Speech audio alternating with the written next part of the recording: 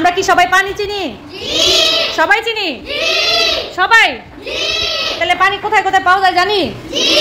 আচ্ছা, তাহলে একজন একজন করে আমরা বলবো। প্রথমে তাসফিয়া বলো তো। হ্যাঁ, চাপকল। আর কূপ থেকে পানি পাওয়া যায়। কূপ বলো, তাসফিয়া বলো। চাপকল। সাইফা?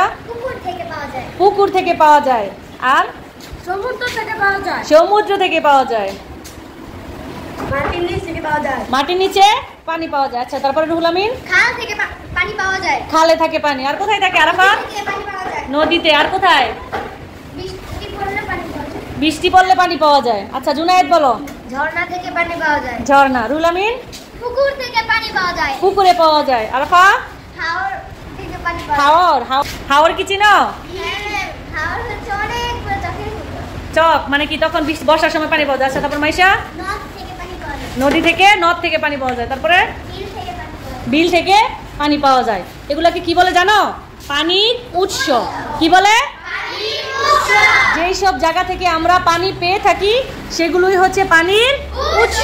তাহলে এখন যদি পরীক্ষায় আসে পানির উৎস, কয়েকটি পানির উৎসের নাম লিখো, লিখতে পারবে না?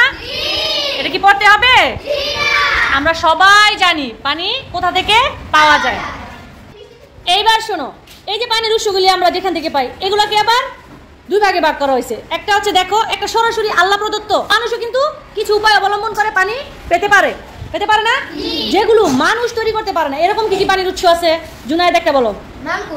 নলকূপ কি মানুষ বানাইতে পারে না? তাহলে যেগুলো মানুষ বানাইতে পারে না, আচ্ছা বলো মায়েরা।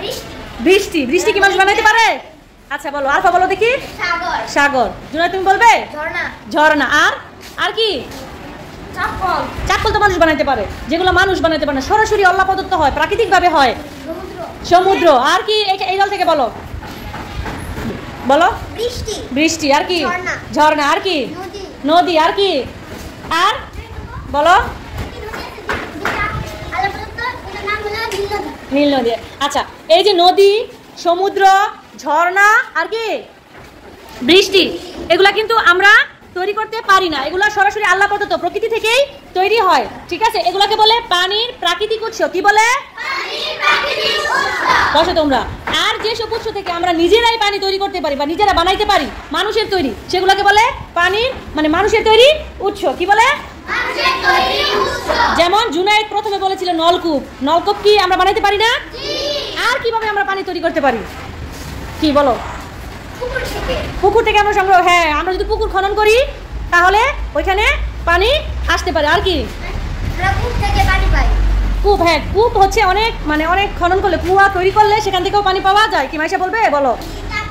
চাপকল, টিউবওয়েল একই। ঠিক আছে, আর কি কোনো উৎস আছে যেগুলো মানুষের তৈরি? কেউ বলতে পারে? আর কি কোনো উৎস আছে? বলো। বেসিনেও কি ওই যে ডিপ টিউবওয়েলের মাধ্যমে মানুষের তৈরি উৎস আছে। ঠিক আছে, বসো। আর কি? বলো।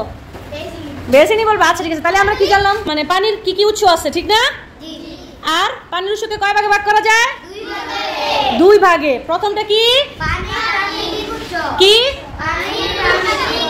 পানির প্রাকৃতিক উৎস। প্রাকৃতিক উৎস পানিগুলো কি কি হয়?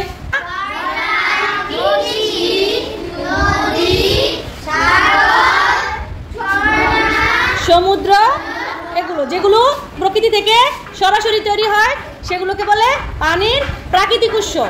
আর যেগুলো মানুষ তৈরি করে সেগুলোকে কি বলে? মানুষের তৈরি উৎস। যেমন কি? টিউবওয়েল। আর কি? বেসিন। আর কি?